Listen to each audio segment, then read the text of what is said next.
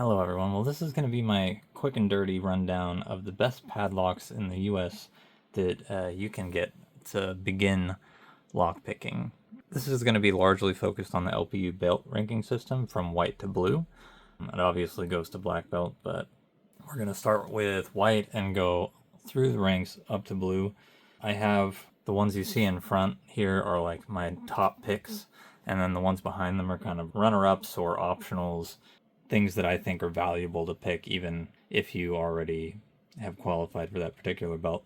So first off, let's talk about white belt, because white belt is kind of an interesting belt in general, because to qualify for white belt, all you have to do is just pick any lock. Doesn't really matter what it is. If it has a shackle and pins, like, congratulations, you get a white belt. So the whole purpose of white belt, in my opinion, isn't so much to like actually pick a real lock, but just to learn the function of locks. So I would say like my first recommendation for a white belt lock would be to either get one of these acrylic ones. Specifically, like I would pick up the Covert Instruments FNG set. This one I got from Alibaba, and it's really janky, and but you know, serviceable, I suppose, but I wouldn't recommend that particular one. But an acrylic lock like this to see through, so you can see the pins, and just kind of learn how the lock functions, which I believe is what the purpose of white belt really is to just kind of learn the basics of lock picking. So either an acrylic lock or a lock like this, which is a cutaway lock, so you can kind of see all the pins in there, and then when you're moving your pick around inside, you can kind of lift the pins up and down, and you can kind of see how they move in there, you know, and see how they set at the shear line. So for white belt, you know, that would be my recommendation, is to get something that's going to help you learn what a lock is and how it works. Alternatively, there are a few white belt locks also as runner-ups. So this is just like a cheap Harbor Freight lock if you really just want to pick a white belt lock that's a real lock. I'd suggest going to Harbor Freight, picking up a pack of these, or like you get 3 of them for like $6. It's ridiculous.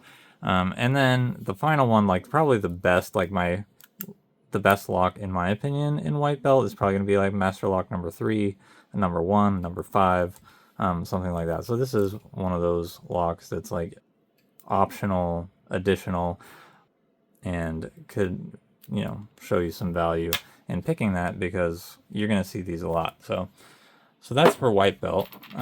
Alternatively, you can just skip right past white belt, because honestly, like I said, this Master 3, I would say that this is harder to pick than some of these yellow belt locks. Like, not by a lot, but, you know. So what we can do is just skip straight to yellow, if that's something you want to do.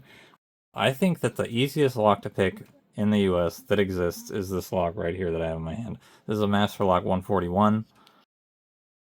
There's a couple reasons why I say this is the easiest, because like that keyway is wide open.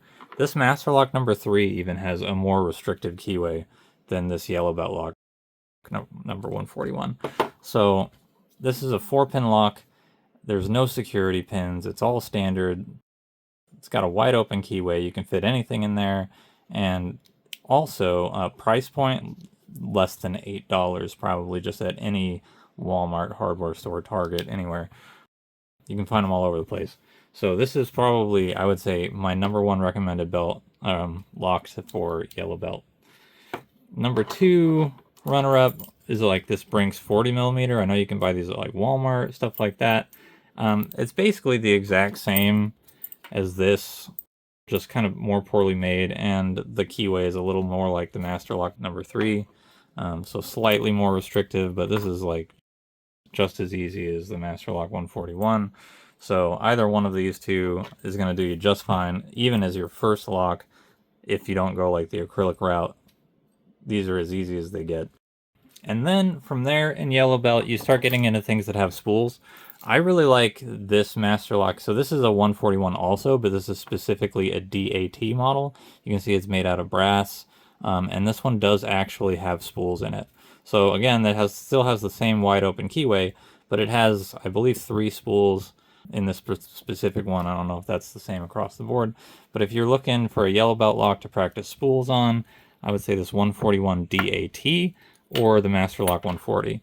So the 140 and this one, I would say these are basically the same exact lock, except this one just has a black sleeve on it, which I think is more comfortable to hold in your hand and stuff.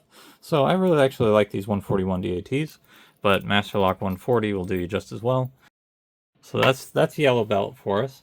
And then when we move on to orange belt, my number one recommended lock for orange belt is going to be the Avis 5540. Again, they're cheap, they're easy to come by, they've got a wide open keyway. It's only 4 pins, but it does have security pins. I would say that these locks, like the 141 DAT, the 140, and the Avis 5540, are all comparable actually. So if you just wanted to skip past these ones and just go straight for the 5540 because it's an orange belt lock, you could do that. So if you wanted to just go 141 and then straight into this Avis 5540, I would say that that progression is perfect. And then alternatively in orange belt, you've got this Masterlock 150 and a Masterlock VLINE 4150. These are essentially the same lock. I don't really know what the difference is other than they just have a different body. But they're both 5-pin locks. They have security pins, and yeah, so these are just 5 pins. The Avis 5540 is 4 pins, so that's why I'm recommending this one for orange belt over these ones. But I do really like picking these ones also. So if you're finished with the 4-pin and you want to move on to a 5-pin with spools before you get into green, I would say that these are valuable to pick up. 150s are a little harder to come by though. I notice these Masterlock V-lines are a little more common, so, but I think they get slept on a lot. After we move into green belt, this is where people start hitting a wall and they say, oh, this hobby's actually a little difficult because you can breeze right through these other locks pretty easily with just like a rake and some luck. So so once people get past that with the rake and some luck, and then they get into green belt, and then all of a sudden it starts getting difficult, they're like, oh shit. And then they kind of have to go back and start practicing back on their yellow belts and just like really getting their technique and their skill down, so that they can really understand what's going on with those locks. For green belt, I don't have a number one. You can go with either of these, any of these three. In fact, I would go with all 3 of these because each one gives kind of a unique and different picking experience. So the Avis 7240 is a 6-pin lock, and it has, I think, 5 spools in it. So, and it also is the first time some of us encounter this Yale keyway, which you can see looks a little scary. It's kind of got that S bend in it. So a lot of people have to work to kind of figure out how to deal with that small keyway with the small pins on the Avis 7240. So I think it's valuable to pick up one of these. I also think it's valuable to pick up a Masterlock 410 LOTO lock. Again, this is a more restricted keyway, still not too bad, but this again is another 6-pin lock with spools. But this one is just like, it just feels different because it's like this plastic material with a dead core. It could potentially be the first time you encounter a dead core where when you turn the key, it just like doesn't pop open. It's not spring loaded. So that can add kind of like a picking experience. And yeah, it's the pins in here, they just seem kind of sloppy. The Avis 7240, the pins in here are crisp. You can feel the feedback really well. This has like really sloppy feedback, but it's still kind of an enjoyable pick in its own way. The only issue with this lock is that you can't gut it. So if you're going for the green belt requirement, you are not able to gut this lock, so you'd have to pick this lock and then gut something like the 7240, you know, something that is guttable to qualify for green belt. So if you just want one lock, one and done, this isn't the one for you. I would go with one of these other 2, but I still think that all 3 are beneficial. So the third lock in the list is the American Lock A1100, and this is kind of the king of green belt. This is the one you see everybody picking. Everybody uses this to qualify for.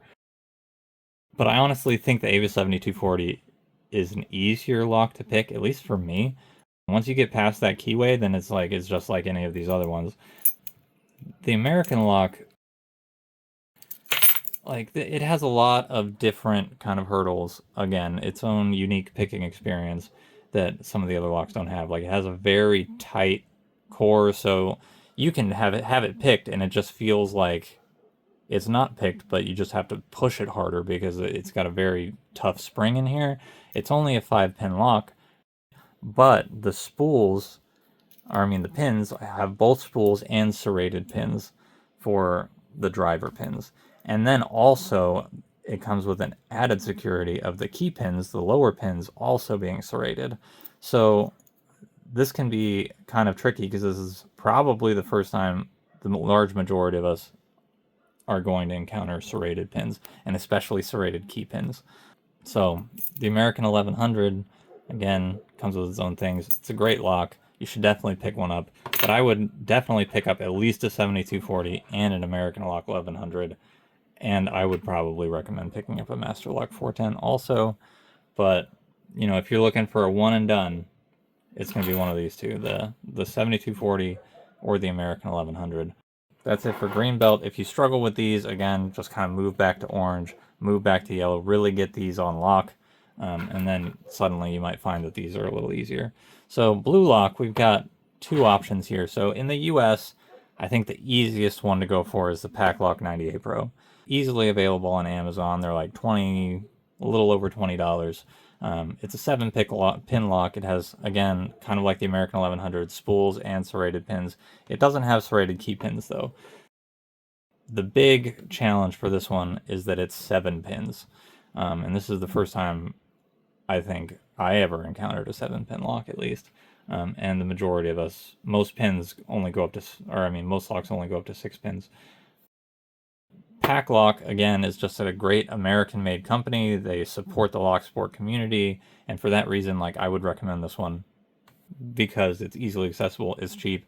You get the added benefit of they'll send you a patch if you pick it. You know, it's just a great company. And then my close runner-up, you know, I had a hard time kind of choosing between these two. If it was just the picking experience, I probably would have gone with this lock. So this is the Goal S. So this is the Japanese-made lock. So what this is this is a 5-pin lock, and it has countermilling. So this could be the first time people encounter countermilling, and you're going to see that more and more when you get to things like brown belt, red belt, and black belt. There you go. So those are my recommendations for beginner pickers. Those are the best locks. Those are what you should be focusing on picking up and learning the sport. See you later.